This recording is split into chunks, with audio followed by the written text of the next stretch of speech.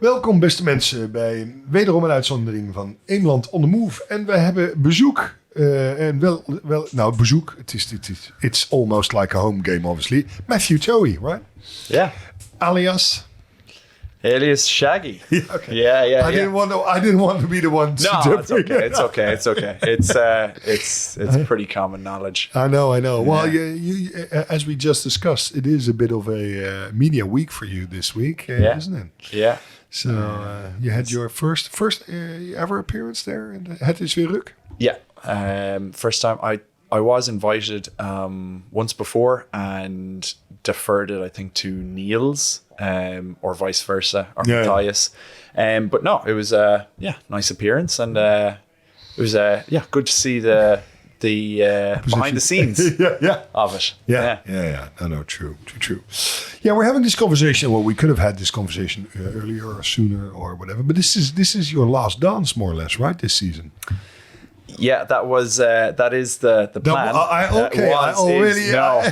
As in, I came back this season, and the hope was that I wouldn't have perhaps quite as many games. And for the last home game there against Oysters, Matthias informed me that it was 15 games out of the 22 that I've played this season. Jeez. And it does feel like that. Yeah. But look, you even as you get to the end, when you're in the middle of a game, you feel like I could do another one. Yeah. Maybe on Sunday morning I won't feel like that, but on Saturdays, you love playing rugby. Yeah, because we don't know it. I heard a little bit on Het is weer Rug. Indeed, you're here now for 4.5 years, right? Yeah. How did you end up here in the Netherlands? Well, my now wife, Sarah, she moved out first, and she got a job with Leiden University. And then I followed about a year and a quarter or so after her. Okay. Yeah. What is it that you do actually outside of hitting people in the weekend? I'm an electronic engineer, and I work in Hilversum with a company now called Technolution, I should actually say. We've been bought out by them, but previously it was Aim Valley, and they sponsored me for a year as well. Oh, cool! That's nice. That's nice. So that was So I like to do everything. You started rugby in Ireland, but that was a bit of a surprise for me too. You started in rugby league more than union. No, uni. You started in union. So I only started playing rugby at 20. So I was technically a little bit late. Yeah. But I had played Gaelic football underage all the way up till that point. And then, for one of our off seasons, because Gaelic football would be a summer sport. Yeah. I started rugby that winter, and kind of took to it like a duck to water. Yeah. With Galwegians. Loved my time there. Galwegians in Galway? In Galway, yeah. So Gershon was playing with them last year, actually. Yeah.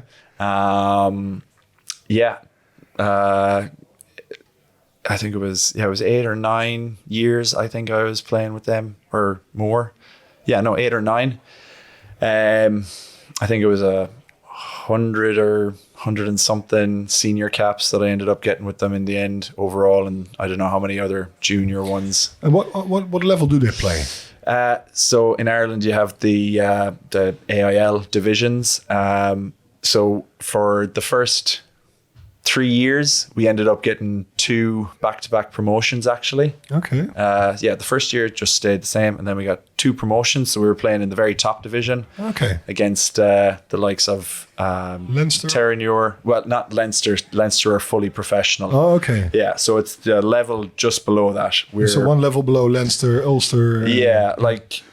Munster, all the likes of those. Yeah, like when you're in that top division, you're playing against entirely academy players or some returning players. Like when we were at that top division, and we were also competing in the All-Ireland Cup League, my little claim to fame that registers very quickly with the Dutch is I played in one game against Josh van de Vlier. Oh yeah. So okay. Yeah. So the second tier, more or less, in Ireland. Yeah. Okay, but that's way higher level than the era klasse. that is, now we didn't stay there. We ended up dropping down 2 divisions then, and then stayed around there for 3 or 4 years approximately, and then dropped another division, and that's when I left then. Approximately, as in I just happened to be moving over. But yeah, and then there was some rugby league in there in the summer months as well, but it's a much smaller competition in Ireland as well. I can imagine. Yeah. Okay, so you dropped up. So if you would compare that to the Ereklasse, Yeah. Well, the very top division is obviously. That is significantly better, but the Ereklasse does compare quite favourably to that third or fourth division in Ireland. Third or fourth division, So for the UK, I'm trying to compare. UK, you've got National 2. Yeah. Are we talking that level? Is the Ereklasse equivalent to Nash 2? I think we like to compare ourselves to that. You've got the Premiership, Championship, National 1, National 2. So it's the fourth tier, more or less. Yeah. So, yes, that'd be... That's where we would have finished up. Yeah. And then Galwegians at their very best. You wouldn't have compared us to... it would have been Nat 1 pushing towards... Championship. Okay.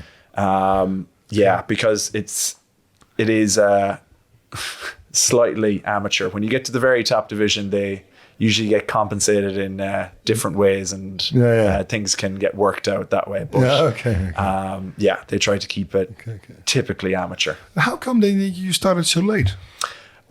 Because I didn't come from a rugby region or area. It was just Gaelic football. What is Gaelic football then? What's the difference? It's similar to AFL in Australia. Oh, it's real. Yeah. So it's high fielding, hand-eye coordination, and kicking the ball. It's actually more popular in Ireland than rugby, or not? I've got a friend that lives in Ireland. Yeah, already. It's way more popular. Yeah. Way more popular, way more competitive. I think by playing numbers, soccer is still number 1.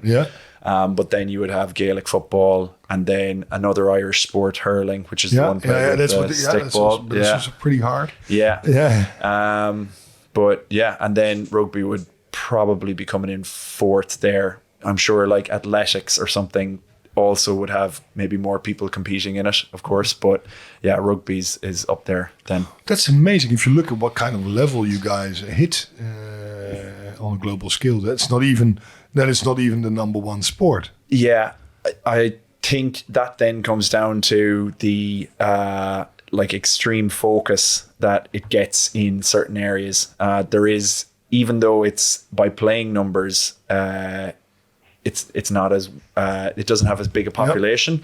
The Leinster school systems, some of the school systems around the country for producing rugby players are they're up there, and they compete with the other schoolboy competitions, like St. Michael's. I know goes to South Africa and over to England, and they compete against the best in their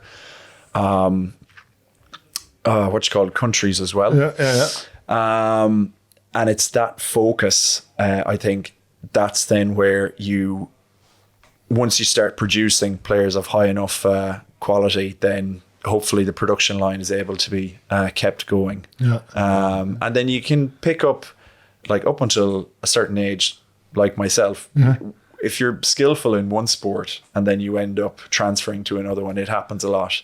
There's some players, especially with Munster, actually, they've lost 1 or 2 academy players that have ended up going back to Gaelic football sports. Really? Okay. And then vice versa. There's been Irish sports players that have left their counties to pursue rugby professionally then. Oh, okay. Yeah. So it can, there are similarities. It's not that you're completely new then to the game, but it's a different angle. Yeah. Hey, and and then it may, well, you obviously, girlfriends or wives are a lot of times the reason that we move, right? Yeah.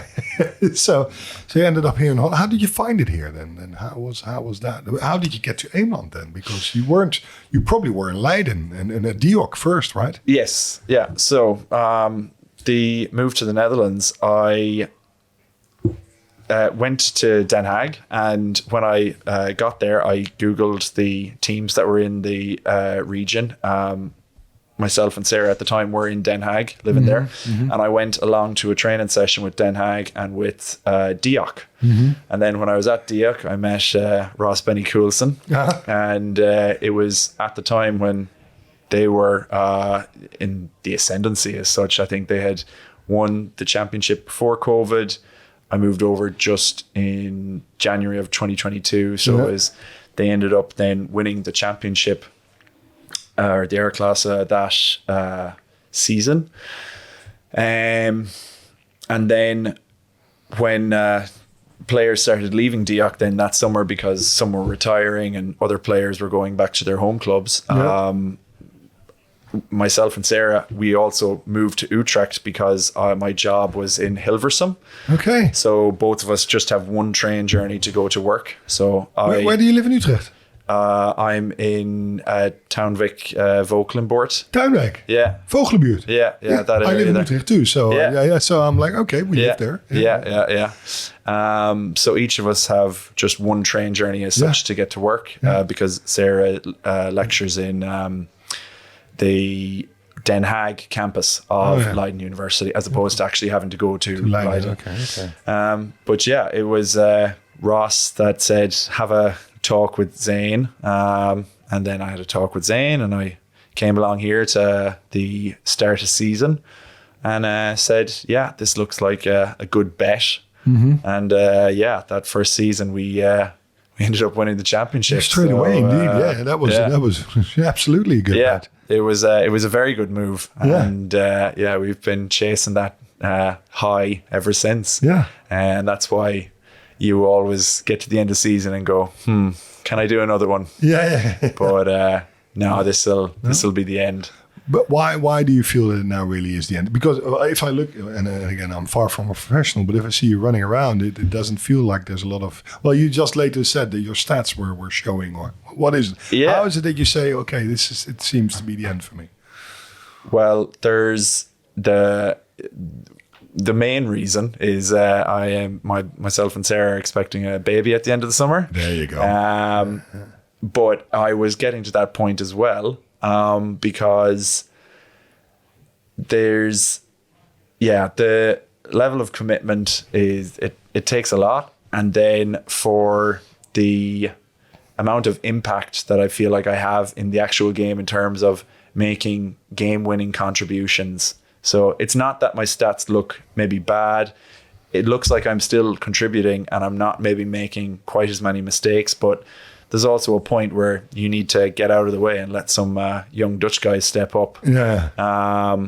And I'll still be in the country. So I'm going to, I think next year after Christmas, I'm going to try and help out with when some of the Colts or some of the futures, maybe if they want extra detail or to just be a support then outside it, at least for the moment. That's the initial plan. Yeah, that will be nice indeed. Well, they're getting all that experience. Have you seen things change in this 4.5 years or 4 years that you've been playing rugby here in Ereklasse, or has it been more or less consistent? Yeah.